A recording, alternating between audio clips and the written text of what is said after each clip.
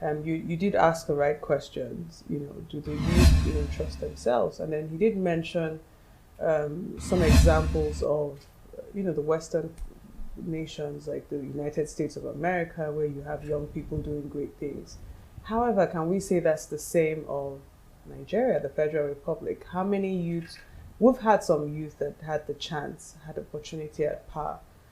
What's the percentage can we say, that have done well with the power that has been entrusted in their hands? So I think it's a function of, it goes back to what I said in the beginning, and it goes back to having an identity as a nation. What do we really stand for?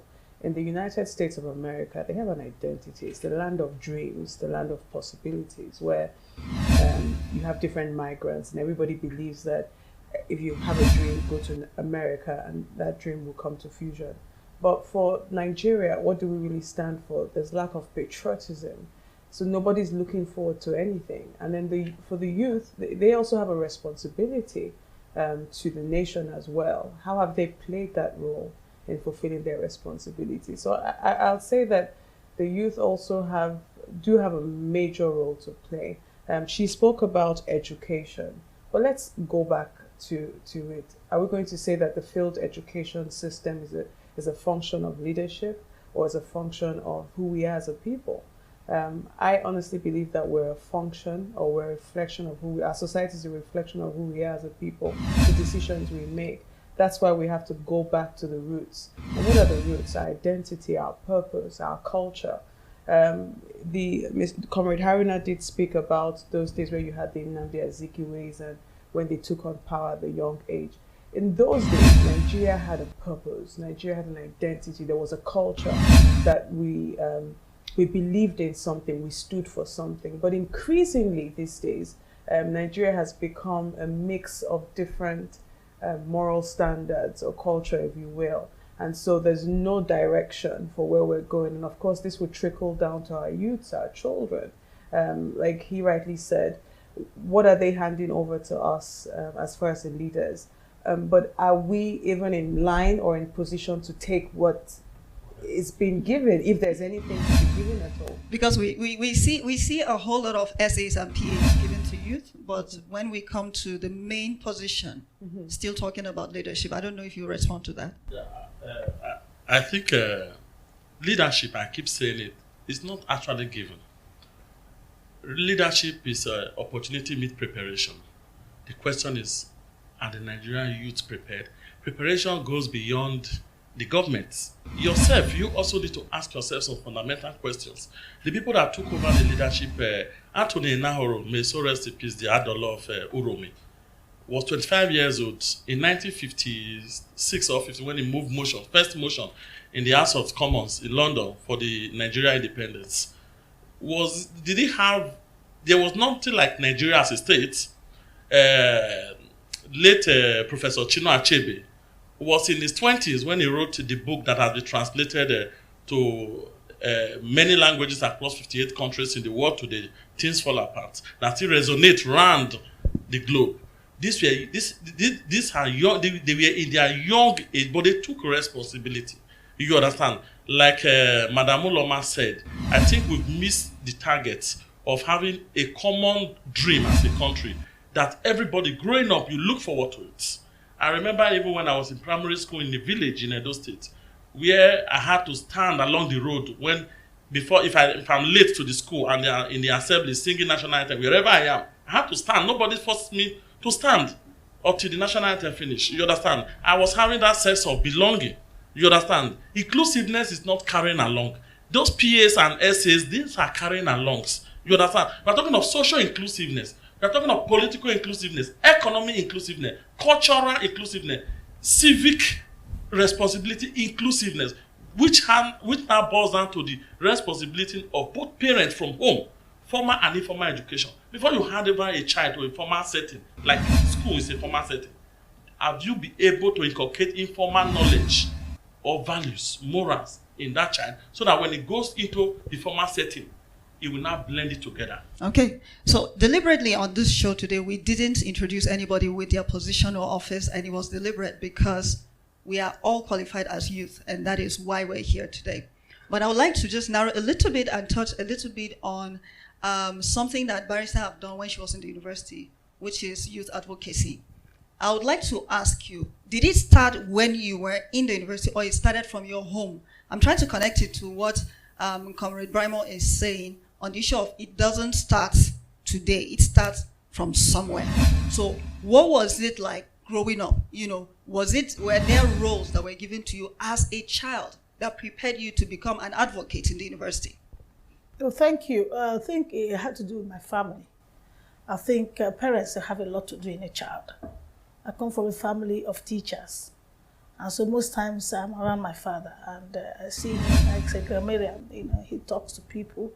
You know, I go to the mirror, I demonstrate, I try to see if I'm given opportunity, can I do it, you know.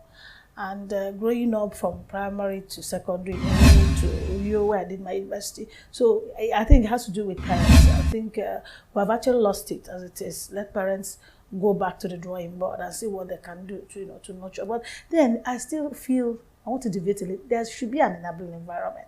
Government have actually not done well as far as Nigeria is concerned.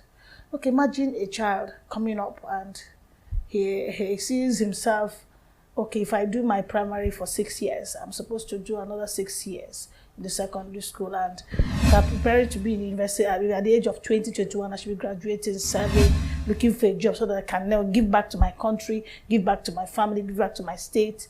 And the child, you know, keeps growing and seeing himself at the age of 18, he's still looking for admission. And when he gets admission, he's spending 8 years in the university. And so what is the future? By 25, what is he going to give to the country as a gift, or, you know, what payback time?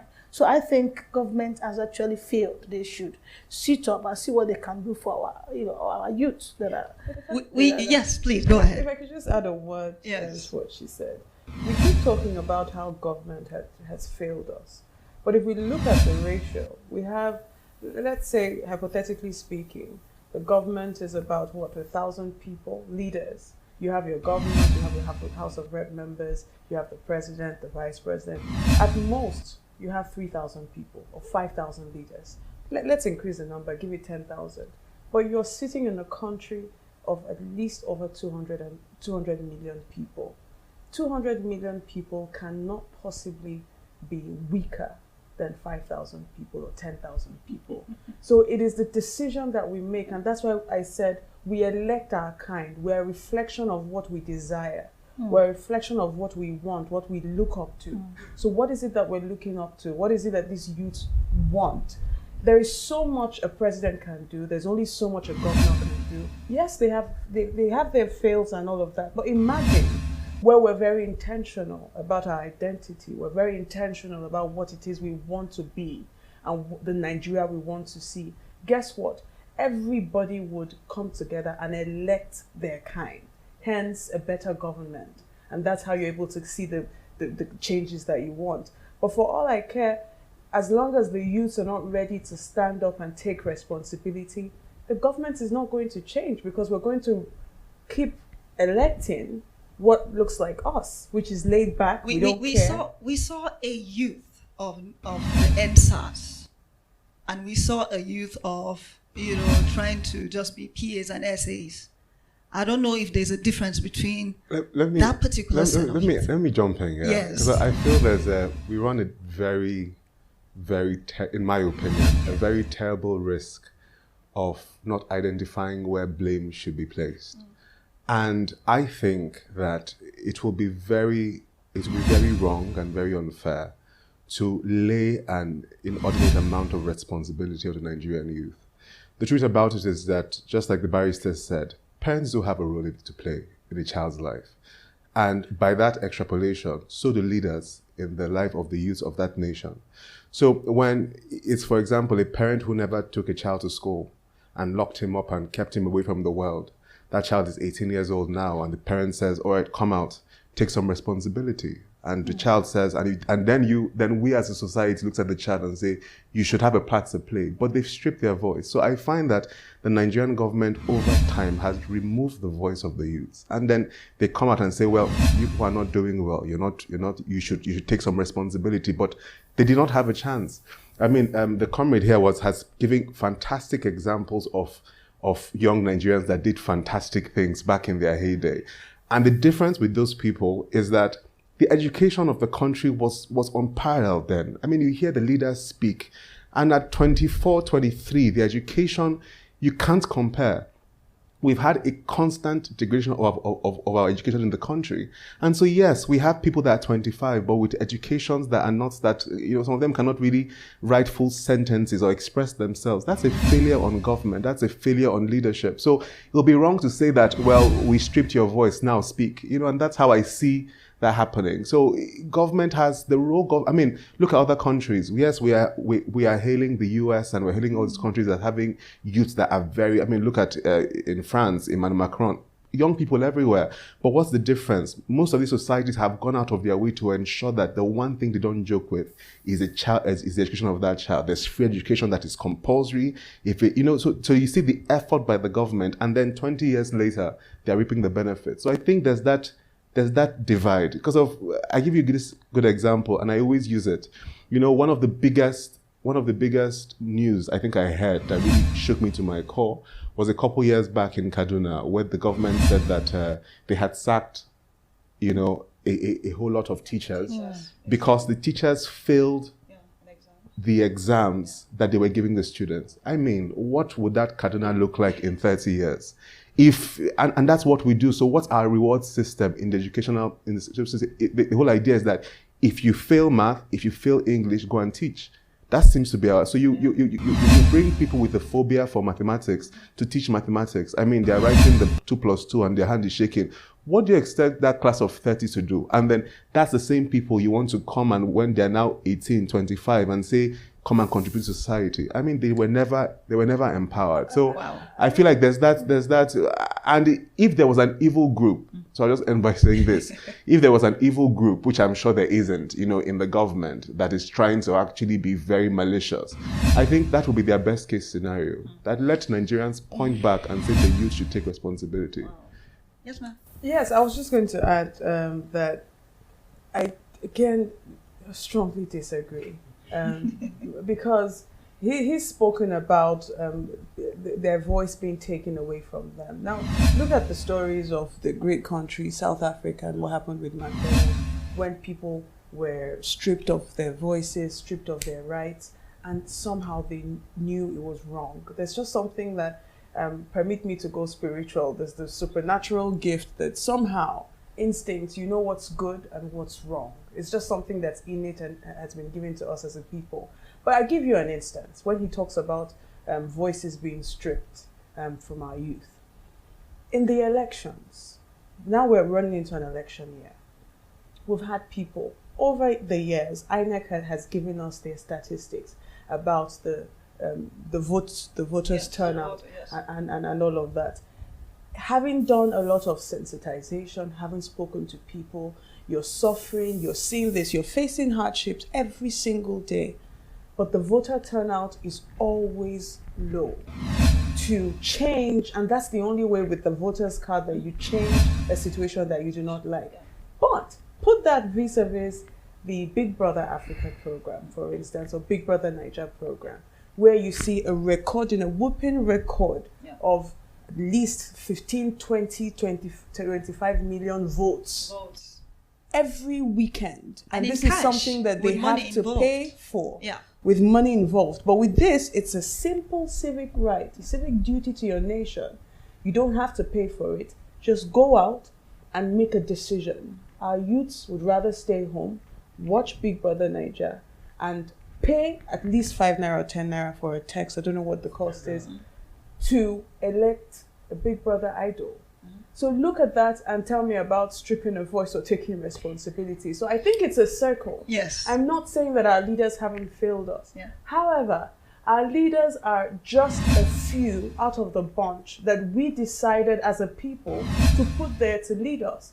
If a lot of us small came together, took responsibility and said something is not right with this style of leadership and we don't like it, let's go back to what happened in the United States of America.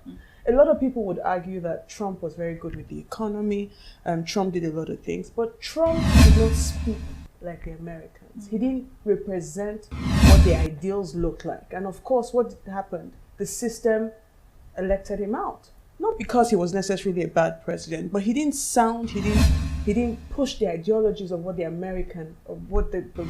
regular American stood for.